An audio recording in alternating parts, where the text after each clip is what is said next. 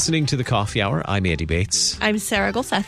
Thanks to Concordia University, Wisconsin for supporting The Coffee Hour. Find out more about Concordia University, Wisconsin at cuw.edu. Live uncommon. Now, our guest today has also been a co-host, so this is kind of challenging.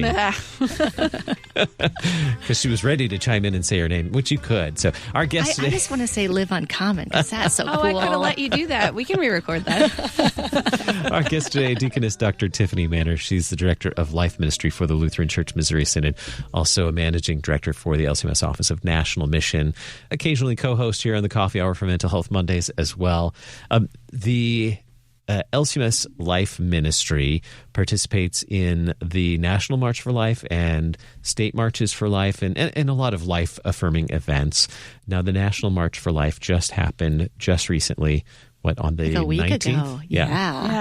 Yeah. So on the 19th, you were there along with a number of other people from the LCMS and thousands of other people who stand for life. Tell us a little bit about what happens at the National March for Life every year. Yeah, well, from a perspective of Lutherans and LCMS Life Ministry and all of our congregations, what we're doing when we're marching is speaking out for life. We're confessing the faith, our continual confession that has been consistent from the time of our creation, that God has created every single human life, and he sent his son, Jesus Christ, to die for every single person he ever created. And so we're doing that. And then there's the practical aspects of, we're walking a 2-mile path with other Lutherans, with other life-minded individuals. Some of whom are Christians, others are atheists or people who, might be Mormon or even Muslim. But all together, we're marching and we're speaking up to the society around us, to the policymakers and legislatures that are there in Washington, D.C. And as Lutherans, as we're taking this 2-mile walk with tens of thousands of friends, we're singing hymns and we're praying the Lord's Prayer, we're confessing the Creed. So it's really quite remarkable to be with so many people. Yeah, I was able to go to the march pre-pandemic, 2019. That was like the largest one ever. There were maybe 500,000 people, they estimated 500,000 people at that one. It was huge. It was awesome to be able to do that.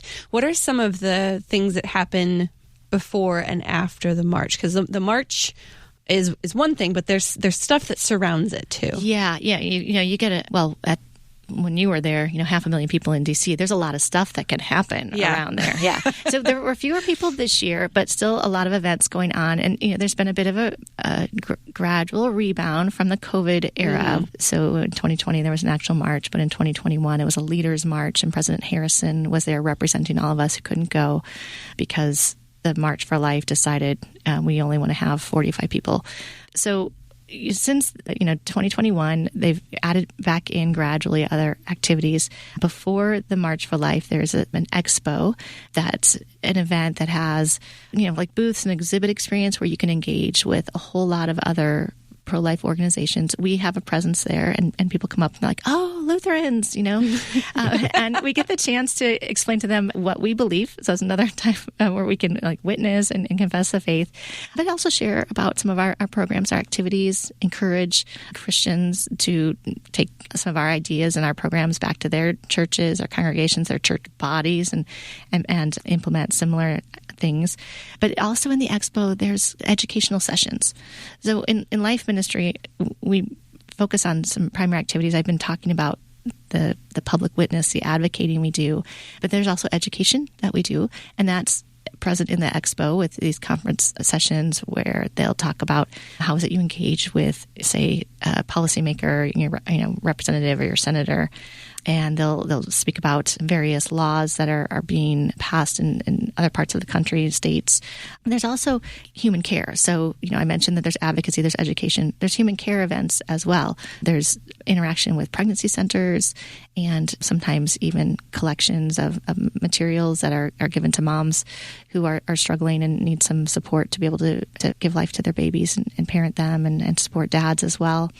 So all those things are going on beforehand, and our beloved beloved recognized service organization, Lutherans for Life, has a Y for Life conference. They've settled into a rhythm where they're doing that every year in Washington, D.C., which is fantastic. We've got a lot of Lutheran youth groups, Lutheran schools that take busloads of kids there, and even colleges. Concordia University of Nebraska took over 100 students this year, so that was fantastic. And Y for Life has a following that's goes beyond Lutheranism. They actually have some other Christian groups that attend with them, which is great because Y for Life is really the only Christian event alongside the March for Life, the National March for Life. There's other student groups present and having different sessions and things, but we've got the faithful Lutheran content in the Y for Life conference. And then on Friday, the march is about midday. So in the morning, we have some time. And as LCMS Lutherans, we gather for the divine service at Emmanuel Lutheran Church in Alexandria, Virginia. And this year, President Harrison preached. He was great. And Reverend Christopher Esgett, the senior pastor there, just is a wonderful pastor. And they rally the hospitality of the entire congregation and provide brunch after the divine service. So that's wonderful. And they also arrange for buses to take us to the March for Life. So it can be quite a lot. I mean, it's really something worth making the trip out to Washington, D.C. to do, because you're going to do more than just march. You're going to learn, you're going to care for people, you're going to interact with a bunch of Lutherans and other people as well. Well, some significant things in matters of life in this country have changed since Sarah attended in 2019. Yeah. in 2022, a pretty big thing changed when it comes to matters of life in this country. When it comes to how Dobbs has impacted how we regard life, and particularly returning that back to the states, how has that impacted? How has that Supreme Court decision impacted what happens at the March for Life? Yeah, so the Dobbs decision that you described is what overturned Roe v. Wade. And it's interesting. I'm finding people don't necessarily recognize the word Dobbs as that decision. They just know Roe was overturned. And, as you described, Dobbs returned the decision-making about abortion and the legality of it to the legislature. And that means that now, currently, a lot of that's being enacted at the state level. Now, it's still possible that there could be a federal legislation. So as people who care deeply about God's gift of life, we need to be aware of that and watchful for it. If there were ever both a House and a Senate and the executive, meaning the president, who all felt similarly that abortion should be legal, say from conception all the way through birth, we could have national laws that would require all states to allow that. So that's something to be on guard about. But at the state level, there's about 15 states now where abortion is illegal. And those states have marches for life to sort of keep up the vanguard, to make sure that their policymakers and the legislature and the governor here, we are very concerned about life from conception all the way to natural death. And we want you to be aware of that in the decision-making. Now, if you do the math, 50 states in the U.S., 15 where abortion has some level of being illegal at some point, that means there's 35 states where abortion is still legal.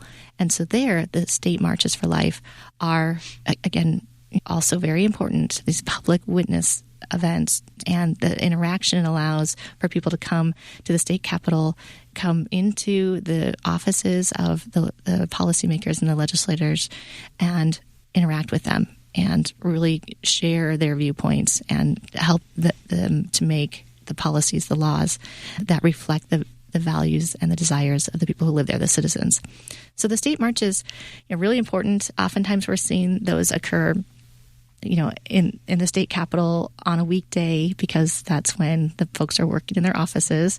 Oftentimes there's a rally right outside the capitol. Now, at the National March for Life, there's a rally, but it occurs in the National Mall because it's hard to bring 100,000 people, right in front of the U.S. Capitol. There's just not enough space. Doesn't work very well. but at these state capitals, they'll have the rally right out front where they can actually hear the crowds inside their buildings, and they can look out and see oh, look, there's 5,000 people out here on our lawn, and they all care about life. And so that happens. Oftentimes our LCMS churches have worship services before or after. Kind of just depends on the circumstances where the nearest LCMS congregation is. But it's really proving to be quite successful in these state marches to have the presence right there at the Capitol. There's other, regional marches and even city marches, counties where there's that similar type of public witness going on. The difference usually, though, is that interaction with the kingdom of the left, the government that God has given us. Have those state marches grown in the last few years? I knew about the Missouri one. I knew about the one that would happen in Chicago. But has that presence grown? I feel like I'm aware of more of them in the last few years. Yeah. I think it's partially that we've become more aware and they've become more well attended, but also the coalition of pro-life organizations are being really intentional about starting new ones up. So you're absolutely right. When I started 4 years ago as a director of Life Ministry, the LCMS was involved in kind of the planning and leading of 3 of them. Well, now we're involved in the planning and leading of like close to 20. Wow. And when I say we, that's not me, right? Like it's, in our team, it's myself and our fantastic manager of Life Ministry, Chris Freeman, and some other team members that help out, more on a part-time basis. But it's all the Lutherans out in our congregations getting involved in the planning and the leading of these various state marches and the local marches, which is fantastic because that puts it, in the phrase we use, in proximity to word and sacrament ministry, in proximity to the congregations. So yeah, there's a lot more happening than there was in, say, 2019, 2020. And we know that there's going to be even more happening in the years to come. And speaking of years to come, we have more to talk about in just a little bit. Some marches that are coming up yet this year. We'll talk about that in just a moment. You're listening to The Coffee Hour. I'm Andy Bates. I'm Sarah Gulseth.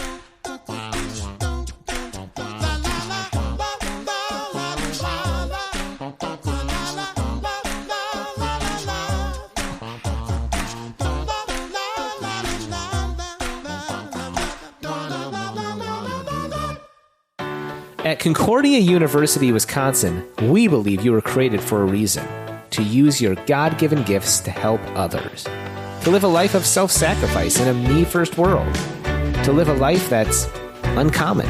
Whether you're taking one of 50-plus online programs or learning with us in person on the shores of Lake Michigan, you'll be equipped to make an uncommon impact. Learn more at cuw.edu. Concordia University, Wisconsin.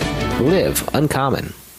Showing support for KFUO is now easier than ever. You can sport a KFUO shirt, swag, or even socks by visiting our online store. Go to kfuo.org/store and order high-quality KFUO-branded merch. You no longer need to wait for our annual share-a-thon for a chance to show your KFUO spirit. Visually share and wear this ministry out in the world by checking out our selection. Every purchase helps to support our proclamation of Christ for you, anytime, anywhere. Go to kfuo.org/store.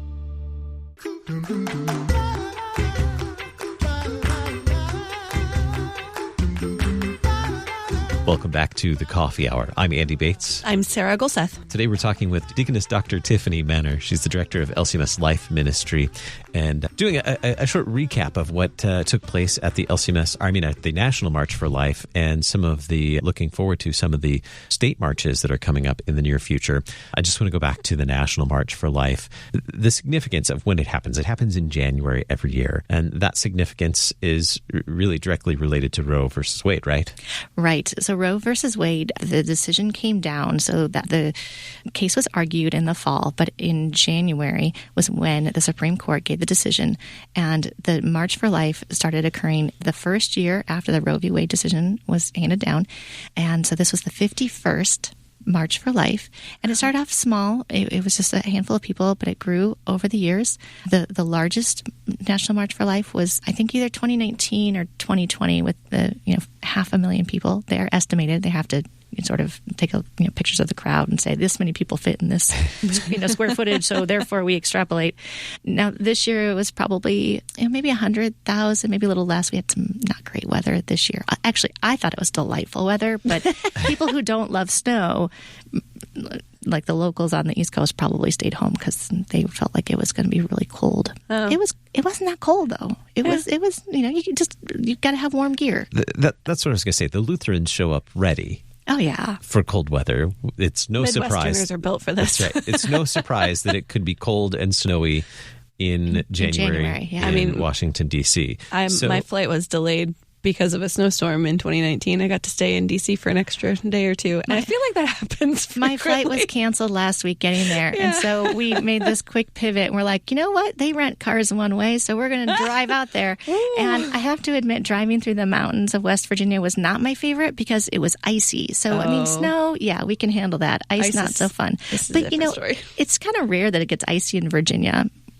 So we didn't deal with that. But I was telling someone from California, it's like walking in a winter wonderland. It was beautiful snow. It was lovely. And President Harrison was interviewed by Fox News and me as well. And he was describing how his wife had packed his long underwear. And true story, you could go out. LCMS reposted that interview. So you can hear about President Harrison's packing list. And he was like, we're going to march no matter what. The weather doesn't stop us. It's true. And of course, the brightly colored hats.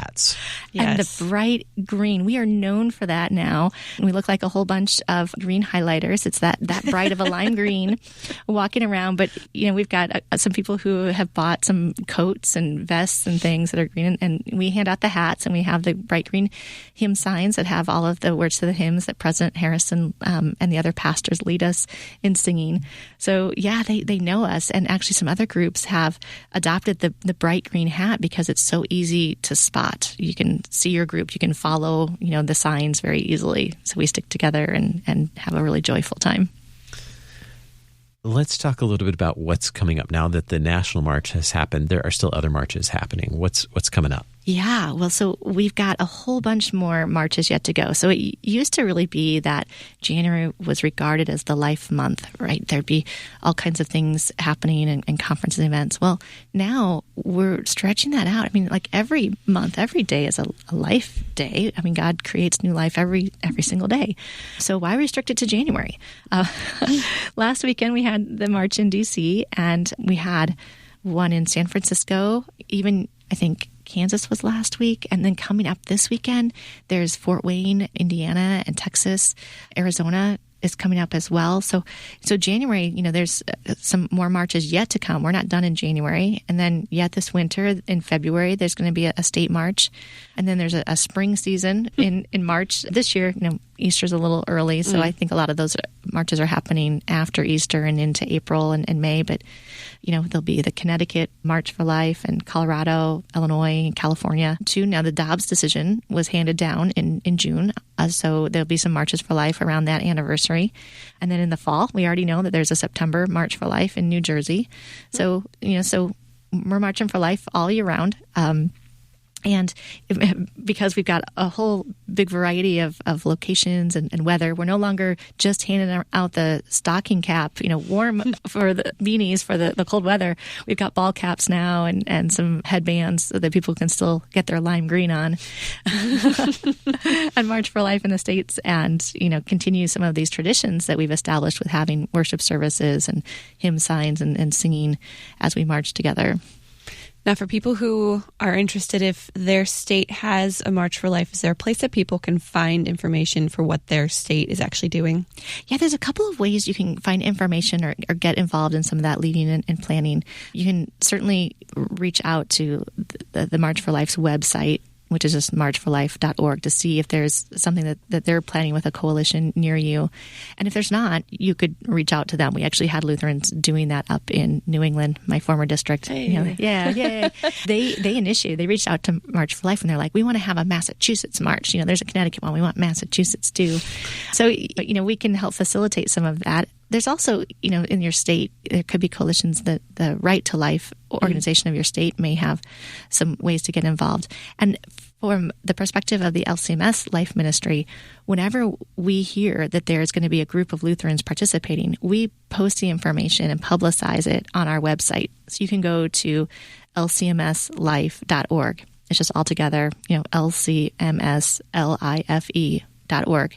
And that's where we keep the list of, we know there's going to be Lutherans gathering together. We've got a point person, we're going to get you in contact with them. And here's the, meeting information. Here's what's happening for, say, a worship service or, a lunch or a brunch or something like that. So there's just, multiple ways you can find out what's going on and get involved depending on, if you want to participate or if you want to, we're always looking to share that information because there's a lot of Lutherans who, say, travel around the country that want to go to these marches, or they might be a couple hours away and they want to go. So if you already know about one, just reach out to us, email us, and let us know. We'll add you to the list and help with the promotion and all of the materials you need to help put that on. And you can reach out to us at our email address, lifeministry@lcms.org. Fantastic. And we'll put those links in the show notes as well, too, so people can find them easily. What other resources are available for people who want to support life in their states and communities outside of doing marches? Yeah. So, Marches for Life are a part of our advocacy, and there's other ways you can advocate. The Lutheran Center for Religious Liberty does that at a national level, and some of our districts do that in their states. So there's, some ideas you can get on how to advocate in the kingdom of the left for the value of every life that God has created. So you can find some information about how to do that on our website at LCMSlife.org. And then, we also care for people, and a lot of people know that we had offered the $1 Million Life Match over the past, we started it in 2022, so we're, a couple of years in now. And that was at first focused on the human care efforts, those mercy projects that congregations might take up to care for women, their children, the entire family, fathers included. And now we've expanded that to include grants and projects that can be written for advocacy and education as well. So there's a lot of ways that congregations be creative and apply for a $1 Million Life Match grant. The application period is open right now. And you can just go to LCMS.org, the main LCMS website, and see all kinds of supportive information to help you think through a project or how you write a grant. And we've even dedicated a team member, our manager, Chris Freeman, who's willing to coach congregations and help them talk through, these are the ideas we have. Is this something that's eligible? Do you have, any? And so, that's something we can set up either with a phone call or by emailing lifeministry@lcms.org. So that's, a pretty significant resource. It's a matching program. So the congregation has perhaps done some fundraising or allocated some budget funds, and the LCMS matches what the congregation is doing to help expand the work of the congregation locally. And then education-wise, we've got a lot of resources on lcmslife.org for people of all ages.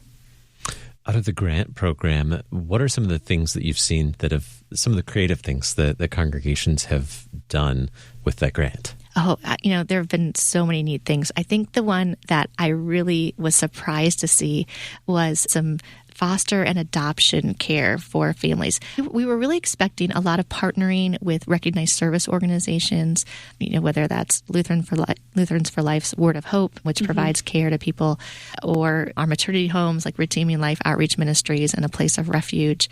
So we expected to see some of that, and also the partnering locally with pregnancy resource centers. But there were some congregations who said, we want to get involved with supporting the families that are fostering children. And they work things out with agencies locally to have their congregation be a location where they could provide meals to foster families, like, here, pack up a meal and give it to them to help make things go a little easier at home on, say, the crazy days that, you've got a bunch of kids that need to go to activities and things like that.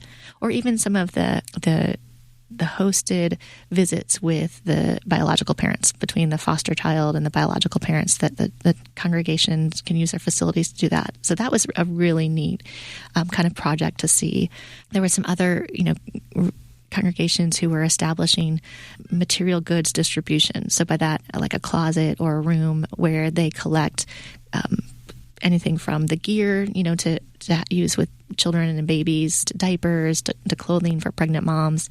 And it was actually a process that longer congregations found facilitated by Swaddling Clothes, which is an organization run by an LCMS pastor's wife, actually right here in St. Louis, Katie Feeney, and she's got it down to a science and helps congregations establish this and establish what our policy is going to be, how can we reassure all of the people who are managing our facilities that this is going to be done responsibly and no one's going to be at risk.